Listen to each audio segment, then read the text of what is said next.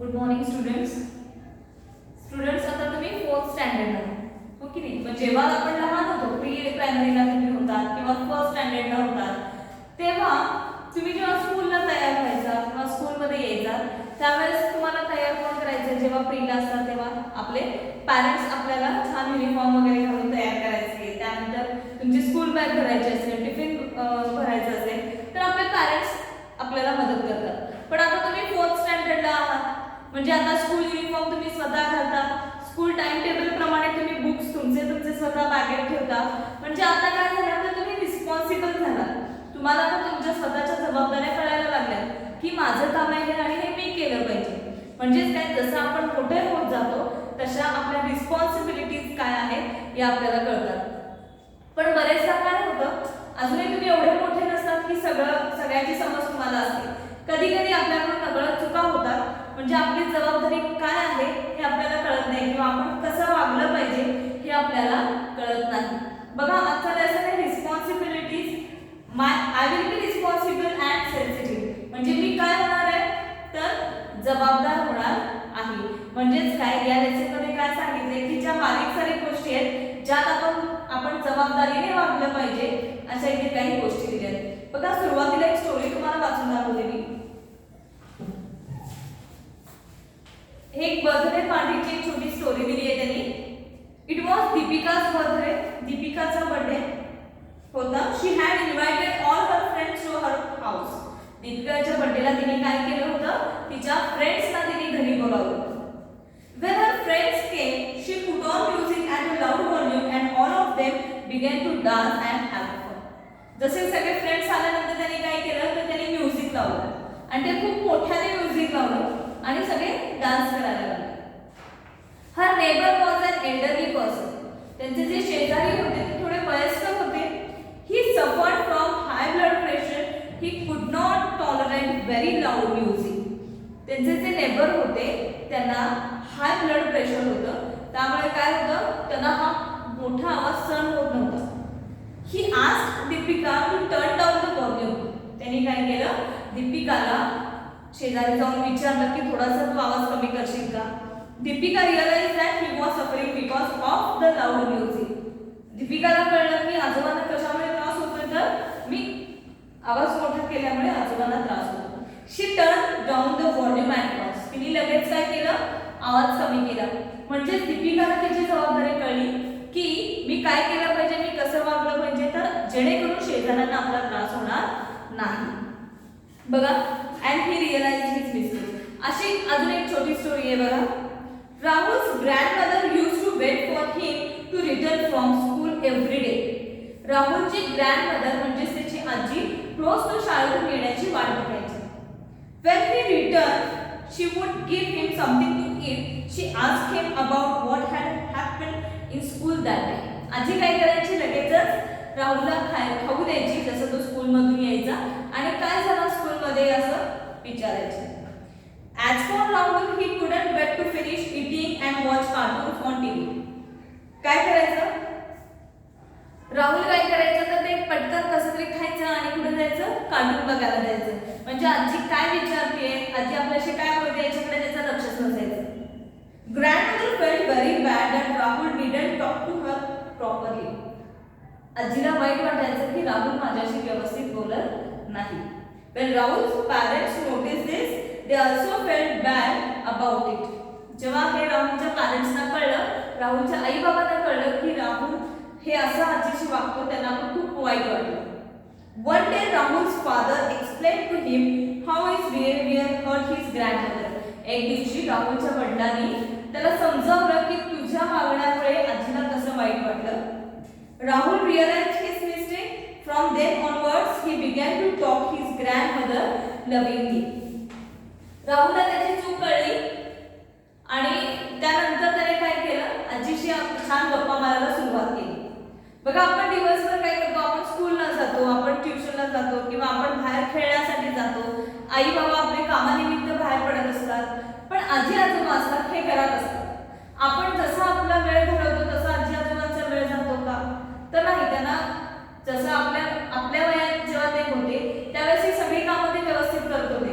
पण आता काय झालं, त्यांचं वय वाढल्यामुळे त्यांच्या तेवढी ताकद नसते की आपल्यासारखं फास्ट कामं त्यांना जमतील, किंवा एखादी गोष्ट जर वरून त्यांना काढायची असेल, म्हणजे डबा वगैरे काढायचा असेल तर ते त्यांना जमत नाही. सुई दोरा ओवायचा असेल तर ते अशी जी बारीक सारी कामं आहे ही त्यांना आता जमत नसतात.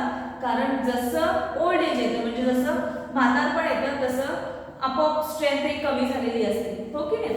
मग अशा वेळेस काय केलं पाहिजे, तर आपण त्यांना मदत केली पाहिजे.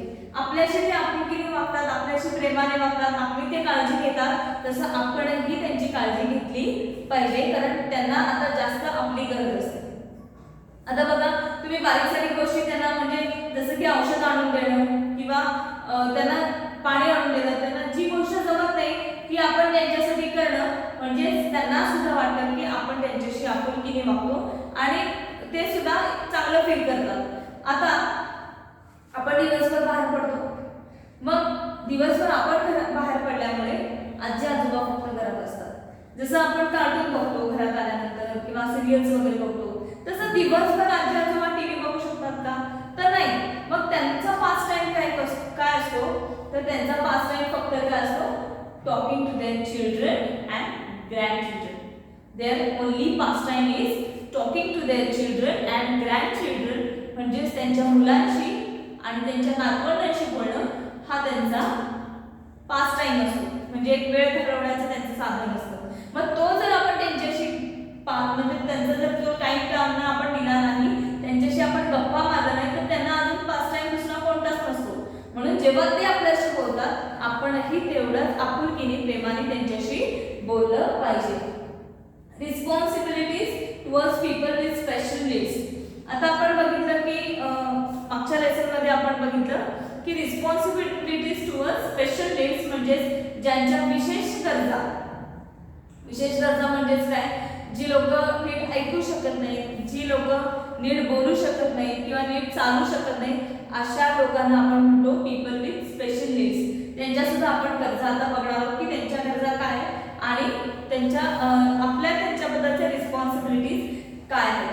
त्याबद्दल मी तुम्हाला सांगते की आता आपण ग्रँड पॅरेंट्सचं बघितलं, त्यानंतर बघायचं की जर म्हणजे आजारी व्यक्ती जर असेल आपल्या घरात किंवा शेजारी, तर त्यांच्याशी आपण कसं वागलं पाहिजे. बघा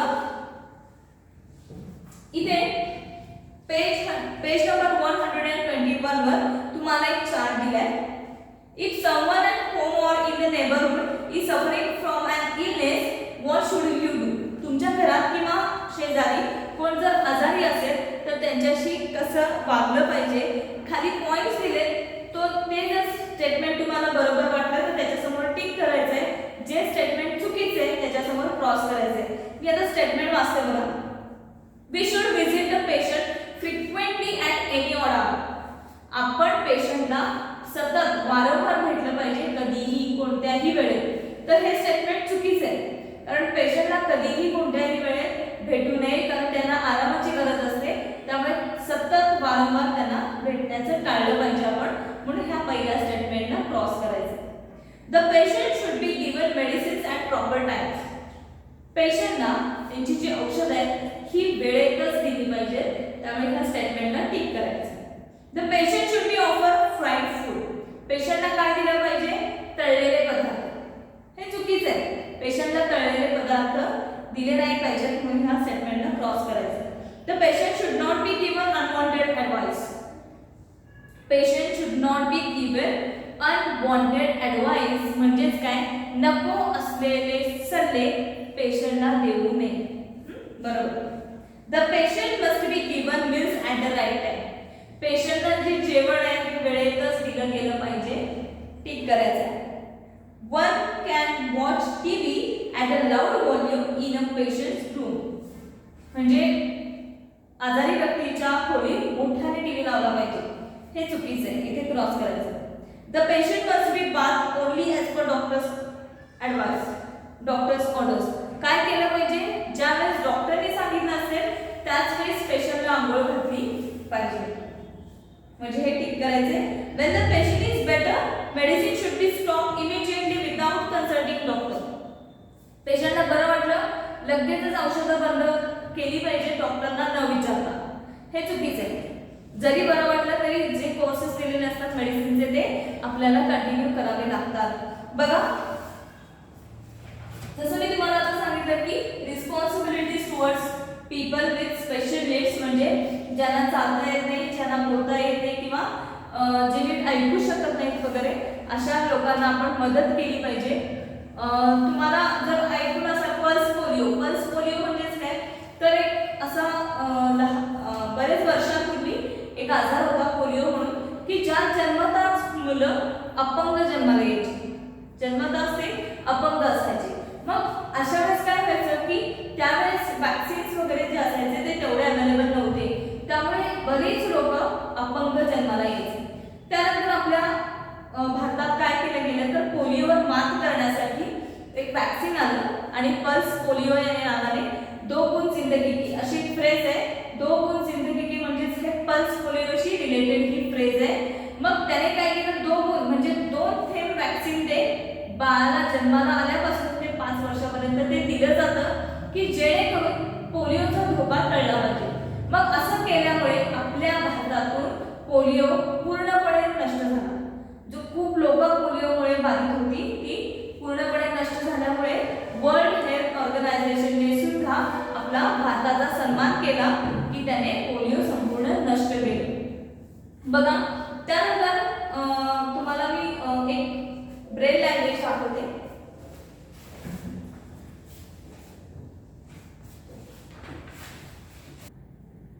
बघा ही ब्रेल स्क्रिप्ट आहे. आता ब्रेल स्क्रिप्ट कशाला म्हणायची तर तुम्हाला इथे काय दिसतंय तर ABCD आणि त्याच्यावरती तुम्हाला डॉट्स दिसतात, हो की नाही.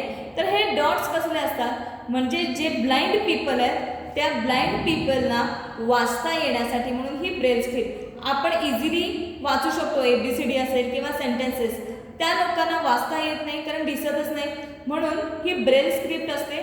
याच्याद्वारे आता तुम्हाला डॉट डार्क केलेला दिसतो म्हणजे 6 डॉट मधला एक डॉट हा उंच असतो जेणेकरून तो उंचवटा त्यांना जाणवतो आणि त्यांच्या लक्षात येतं की हे कुठलं आहे तर A हे लेटर आहे. त्यानंतर B साठी बघा साईडचे 2 डॉट असतात ते थोडेसे उंच असतात म्हणजे त्याला स्पर्श केल्यानंतर त्यांच्या लक्षात येतं की हे B आहे. असेच लेटर्स पण असतात आणि नंबर सुद्धा असतात. मग ह्या नंबरवरून त्यांना नीट वाचता येऊ शकतो.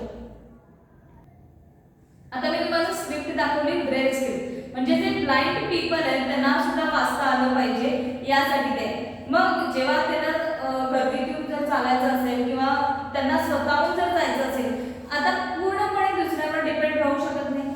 तर एखादा माणूस तुम्हाला थोडा वेळ मदत करतो, अगदी सकाळपासून रात्रीपर्यंत तो माणूस आपल्या सोबतच असेल असं नाही. म्हणजे हे ब्लाइंड पीपल आहेत ते स्वतः जाण्याचा प्रयत्न करतात, एका ठिकाणाहून दुसऱ्या ठिकाणी जाण्याचा प्रयत्न करतात. त्यासाठी ते व्हाईट केन वापरतात. काय वापरतात? व्हाईट केन म्हणजे एक पांढऱ्या रंगाची काठी असते, त्या पांढऱ्या रंगाच्या काठीचा व्हाईट केनचा आधार घेऊन ते चालू शकतात. म्हणजे ते जरी ब्लाइंड असले तरी ते इंडिपेंडेंटली कुठेही जातात त्या व्हाईट केनच्या मदतीने. तसंच हे चालण्यासाठी झालं, वाचण्यासाठी ब्रेल. आता समजा त्यांना लिफ्टनी वगैरे जायचं असेल तर लिफ्टमध्ये त्यांना दिसत नाही नंबर की कोणत्या मला नंबरवर किंवा कोणत्या फ्लोअरवर जायचे, तर अशा लिफ्टमध्ये सुद्धा ब्रेल स्क्रिप्टेड ते नंबर्स असतात. म्हणजेच काय त्या नंबरद्वारे त्यांच्या लक्षात येतं की मला कोणत्या नंबरचा फ्लोअरचं बटन दाबायचं आहे. हे झालं ब्लाइंड पीपलचं. तसेच कर्णबधीर असतात की त्या लोकांना ऐकू येत नाही. मग ज्या लोकांना ऐकू येत नाही त्यांना स्पर्शाची भाषा समजण्याची गरज नाही. मग ज्या लोकांना ऐकू येत नसेल ते काय करतात तर साइन लँग्वेज वगैरे वापरतात. साइन लँग्वेज म्हणजे काय, हातवारे करून बोलणे. हातवारे करून बोलल्यामुळे त्यांना काय होतं की त्यांच्या लक्षात येतं समोरचा माणूस काय बोलतो. किंवा ते त्यांना असंही शिकवलं जातं की लिप रिडिंग. लिप रिडिंग म्हणजेच काय, ओठांची भाषा समजतात. त्यावरून सुद्धा त्यांच्या लक्षात येतं. तुम्हाला मी एक साइन लँग्वेज दाखवते. बघा ही साइन लँग्वेज आहे म्हणजेच हातवारे करून त्यांना सांगितलं जातं कारण आपण बोललेलं त्यांच्या लक्षात येत नाही, त्यांना समजत नाही. मग इथे तुम्हाला हातांचे काही दिलेत बघा. तर पहिले 2 जिथे अंगठे जोडलेले आहेत तिथे A, ते जर 2 अंगठे आपण जोडले तर त्यांच्या लक्षात येतं की हा A.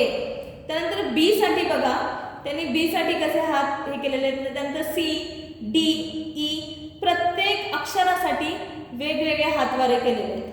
हे हातवारे त्यांना शाळेत शिकवले जातात आणि त्याच्यानंतर त्यांच्या लक्षात येतं. ए टू झेड जर लक्षात आलं तर त्याच्यावरून सेंटेन्सेस, वर्ड्स त्यांच्या लक्षात येतं की समोरचा काय बोलतो ते.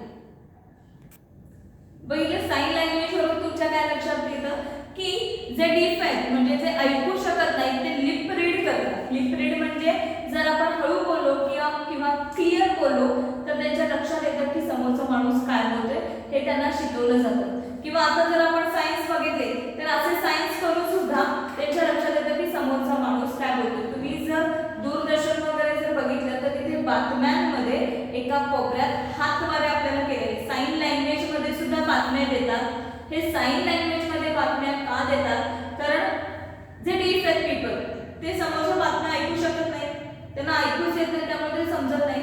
मग अशांना सुद्धा बातम्या कळल्या पाहिजेत म्हणून साइन लँग्वेज मध्ये सुद्धा त्या बातम्यांच्या बरोबर साइन लँग्वेज सुद्धा करत असतात जेणेकरून त्या बातम्या त्या न्यूज त्यांच्यापर्यंत पोहोचल्या पाहिजेत. त्यानंतर आपण बघितलं डीफ पीपल किंवा ब्लाइंड पीपल. त्याच्यानंतर हँडिकॅप म्हणजे ज्यांना चालता येत नाही, काही प्रॉब्लेम असेल पायात वगैरे, तर अशा लोकांसाठी काय असते तर व्हील चेअर असते. एका ठिकाणाहून दुसऱ्या ठिकाणी जाण्यासाठी व्हील चेअर असते. मग या व्हील चेअरवर बसून ते जातात. पण व्हील चेअरचे काय होतं, सरळ रस्ता असेल तर जाता येतं, पण जर स्टेअर्स असतील म्हणजे जिना असेल तर जिन्यावरून ही व्हील चेअर नेता येत नाही किंवा उतरवता येत नाही. त्यासाठी काय केलेलं असतो तर एक स्लोप दिलेला असतो. जिन्याच्या बाजूला एक स्लोप असतो. तुम्ही जर डीमार्टला वगैरे गेलात तर तिथे सुद्धा स्लोप तुम्हाला दिसतात. एक कॉन्क्रीटचे स्लोप असतात. त्या स्लोपवर आपण व्हीलचेअर्स आरामात नेऊ शकतो. म्हणजे जे हँडिकॅप पीपल आहेत त्यांच्यासाठी हा स्लोप असतो, त्याला रॅम्प म्हणतात. काय म्हणतात त्याला, RAMP रॅम्प. तो जो कॉन्क्रीटचा स्लोप असतो त्या स्लोपला रॅम्प म्हटलं जातं. बघा, Sudha Chandran is an expert Bharatanatyam dancer. सुधाचंद्रनचं तुम्ही नाव ऐकलेलं असेल. त्या एक्सपर्ट भरतनाट्यम डान्सर आहे. त्यांचा एका ऍक्सिडेंट मध्ये त्यांनी एक पाय त्यांचा गमावला. आता भरतनाट्यम डान्सर आहे म्हटल्यानंतर सगळ्यात जास्त गरज असते ती पायांची, तर हा डान्स प्रकार हा पायावर जास्त असतो. तर डान्सर असून जर एक पाय गेला तर त्यांनी काय केलं पाहिजे होतं तर डान्सच थांबवला पाहिजे होता, कारण एका पायावर डान्स करणं शक्य नाही. पण त्यांनी तसं केलं नाही. त्यांनी काय केली, स्वतःची हिंमत न हारता एक आर्टिफिशियल लेग बसवण्यात आला. त्या आर्टिफिशियल लेगच्या द्वारे त्यांनी त्यांचं जे डान्सचं पॅशन होतं, त्यांचं जे भरतनाट्यम होतं हे त्यांनी कंटिन्यू केलं. कित्येकदा डान्स करताना त्या आर्टिफिशियल लेगमुळे त्यांना इजा सुद्धा झालेली आहे, पण तरीही त्यांनी डान्स सोडला नाही. म्हणजे एवढं त्या ह्याच्यात पारंगत होत्या की त्यांनी आर्टिफिशियल लेग बसवून सुद्धा त्यांचं भरतनाट्यम हे कंटिन्यू केलं. Ravindra Jain was blind. रवींद्र जैन हे अंध होते, तरी त्यांनी कित्येक म्युझिक कंपोज केलं, म्हणजे कित्येक गाण्यांना त्यांनी संगीत दिले. तुम्ही जर रामायण महाभारतातली जर गाणी ऐकलं असेल तर ती रवींद्र जैनने स्वतः गायलेली आहे. म्हणजे जरी ब्लाइंड असले तरी सुद्धा त्यांनी त्यांच्या बुद्धीच्या जोरावर कित्येक गीतांना त्यांनी म्युझिक दिले, संगीत दिले. आणि असे त्यांनी बरेच टेलिव्हिजनचे प्रोग्राम्स असतील किंवा मूवीज मध्ये त्यांनी म्युझिक दिलेले आहे. त्यानंतर Sharad Gaikwad is disable in one hand. Sharad Gaikwad एका हाताने अपंग होता. हँडिकॅप म्हणजेच काय, एक हात नव्हता. असं असताना शरद गायकवाडने काय केले तर एक हात नसताना सुद्धा त्यांनी कित्येक इंटरनॅशनल स्विमिंग मध्ये आपल्या भारताला नंबर मिळवून दिला. म्हणजे ते एक इंटरनॅशनल स्विमर आहे शरद गायकवाड, आणि इंटरनॅशनल स्विमर असल्यामुळे त्यांनी एक हात नसताना सुद्धा आपल्या इंडियाला इंटरनॅशनल स्विमिंग कॉम्पिटिशन मध्ये कित्येक प्राइज त्यांनी मिळवून दिलेले आहेत. म्हणजे जर तुम्ही बघितलात की आपल्या आजूबाजूला असे अनेक लोक असतात की ज्यांना आपली गरज असते, त्यांच्याबद्दल आपण सेन्सिटिव्ह असलं पाहिजे. त्यांच्या आपली काहीतरी रिस्पॉन्सिबिलिटीज आपण समजून त्यांना मदत केली पाहिजे. जसं की आपले ग्रँड पॅरेंट्स, आजारी व्यक्ती, त्यानंतर स्पेशल नीड्स असलेल्या व्यक्ती, अशांना आपण रिस्पॉन्सिबिलिटीज घेऊन आपण त्यांना मदत